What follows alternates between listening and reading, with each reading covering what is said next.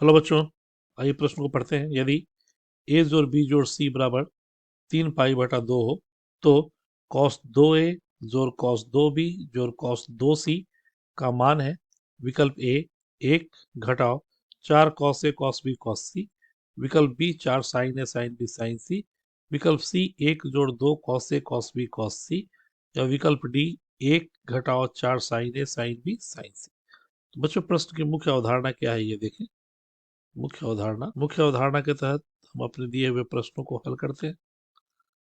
सबसे पहले cos c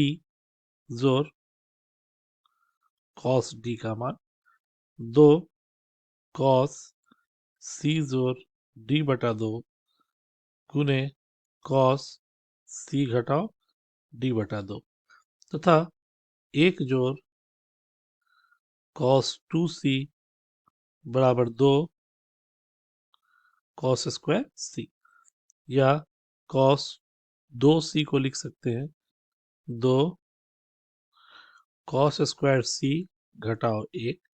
साथ ही बच्चों cos 270 घटाओ थीटा का मान ऋण साइन थीटा तथा cos 270 जोड़ थीटा चतुर्थांश में चला जाएगा ये, तो चतुर्थ में cos जो होता है वो धनात्मक होता है और ये हो जाएगा साइन थीटा। इस आधार पर हम अपने प्रश्न को हल कर सकते हैं। तो दिया है a जोड़ b जोड़ c बराबर 3 पाई/2 यानी 270d। हमें मान चाहिए cos 2a जोड़ cos 2b जोड़ cos 2c का। cos 2a जोड़ cos 2b जोड़ cos 2c, तो cos c जोड़ cos d 2 cos c जोड़ d/2 गुने cos c घटाओ d/2 जोड़ cos 2c। तो बच्चों,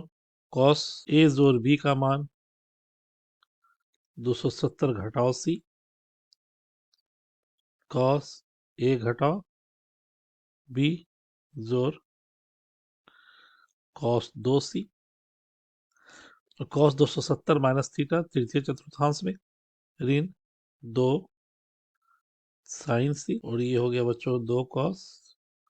a घटाओ b। cos 2c को 1 घटाओ 2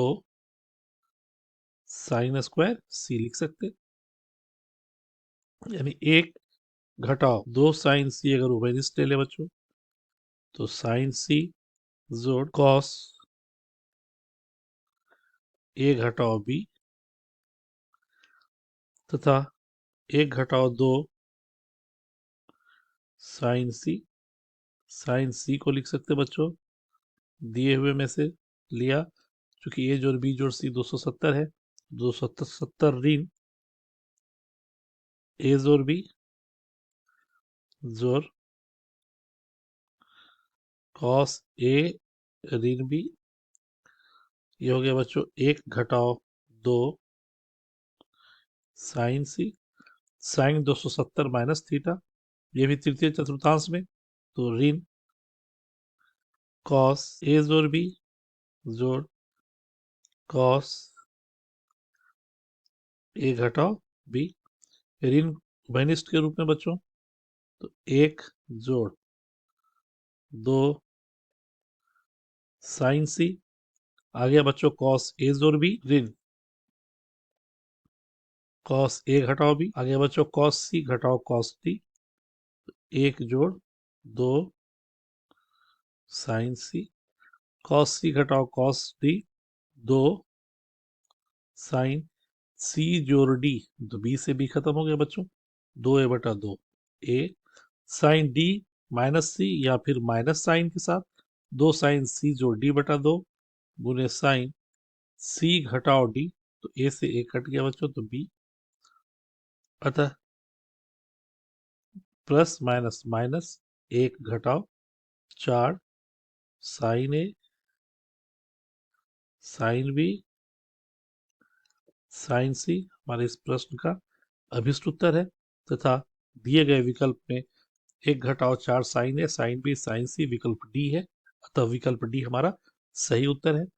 आशा करते हैं मुख्य अवधारणा के आधार पर हम लोगों ने जो प्रश्न को हल किया ये आपके समझ में आया होगा। धन्यवाद।